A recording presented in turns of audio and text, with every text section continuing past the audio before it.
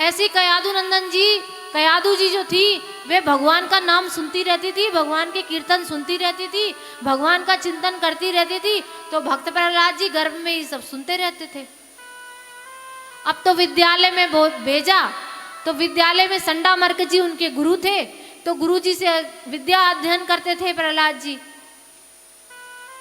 अब प्रहलाद जी जब विद्या अध्ययन करते थे तो गुरु जी पढ़ाते थे गा माने गदा, तो प्रहलाद जी बोलते थे गा माने गणेश। वे तो उनकी बात सुनते ही नहीं थे।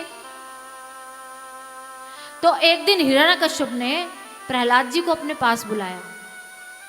अब प्रहलाद जी को अपने पास बुलाया तो प्रेम से पूछने लगा, अच्छा बेटा ये बताओ तुम्हारी पढ़ाई तो ठीक चल रही है? बोले पिताजी बहुत अच्छी चल रही है। बोले अच्छा जरा सुनाओ, कौन सा पाठ सुनाया आज, तुमने क्या सीखा? बोले कि मैंने जो सीखा है केवल हरि का नाम ही सत्य है, बाकी सब झूठ है। हम इस पृथ्वी पर आते हैं, जीते हैं, मरते हैं, लेकिन भगवान का नाम नहीं ले पाते। मैंने आज ये सीखा। अब तो हिरण्यकश्यप क्रोध में हो गया कि अरे बाबा बैरागी जैसी बात करने लगा है मेरा बेटा, ये तो बाबा बैरागी जैसी बात कर रहा है। मेरे दानव दैत्य विद्यालय में ये भगवान के नाम की प्रचार कौन कर रहा है? तुरंत गुरुजी को बुलाया, बड़ा क्रोधित हो गया और गुरुजी को बुला के बोला कि मेरे बच्चे को क्या शिक्षा दे रहे हो? कौन से हरि का पाठ, कौन से भगवान का पाठ पढ़ा दिया है तुमने इसको? गुरुजी बोले भगवान हमने तो इसे कुछ नहीं सिखाया, ये खुद सीखा सिखाया आया है। हम तो इसको जो आपने हमें पढ़ाया है गा माने गधा, हम तो इसको गधा ही सिखाते हैं, गा माने गमला ही सिखाते हैं, पर ये गा माने गणेश बोलता है तो हम क्या करें? गुरु हिरण्यकश्यप ने कहा ठीक से पढ़ाओ, नहीं तो मैं सबका वध कर दूंगा और सबको यहां से निकाल दूंगा, ये सोच लेना। बोला अब की बार एक मौका दीजिए, बालक है, बच्चा है, कोई बात नहीं, एक मौका दीजिए, अगली बार हम इसको समझाएंगे।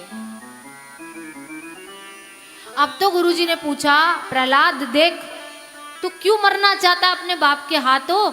जो हम तेरे को पढ़ाते हैं सिखाते हैं तू वही सीख, तू तो छोटा बालक है।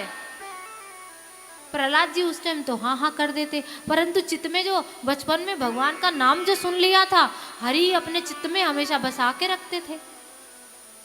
अब तो फिर एक दिन हिरण्यकश्यप ने बुलाया, हिरण्यकश्यप ने कहा अब बताओ तुमने क्या सीखा? बोले पिताजी 9 पाठ याद हो गए। बोले 9 पाठ याद हो गए? बोले हाँ। बोले सुनाओ। श्रवणम कीर्तनम विष्णु स्मरणम पाद सेवनम अर्चनम वंदनम दास्यम सख्यमात्म निवेदनम। बोले श्रवणम कीर्तनम विष्णु सिमरण पाद सेवनम। अब तो हिरण्यकश्यप इतना क्रोधित हो गया कि अभी तो 2 ही पाठ बताता था, अभी इसने 9 पाठ गाना चालू कर दिया। सिमरण यानी कि भगवान का हर समय सिमरण करते रहिए, विष्णु का नाम हमेशा लेते रहिए। अर्चनम वंदनम, अर्चनन हमेशा अर्चन करते रहिए, वंदन करते रहिए। दासम दास बने रहिए, दासों के दास बने रहिए। अब तो हिरण्यकश्यप बोला कि मैं तुझे छोड़ूंगा नहीं प्रहलाद, तू तो हमारे दानवों का कुल बर्बाद कर देगा, मैं तुझे किसी कीमत पर छोड़ूंगा नहीं। अब तो कहा जाओ मृत्यु दंड दे दो, आज ही इसको मार दो। अब तो प्रहलाद जी को पहाड़ों से फिकवाया, होलिका में जलवाया और शेर के सामने गिरवाया। अग्नि, दहती हुई अग्नि में प्रहलाद जी को डाला गया, लेकिन प्रहलाद जी तो हमेशा हरि नाम संकीर्तन करते रहते थे। प्रहलाद जी के मन में तो केवल हरि नाम संकीर्तन चलता रहता था।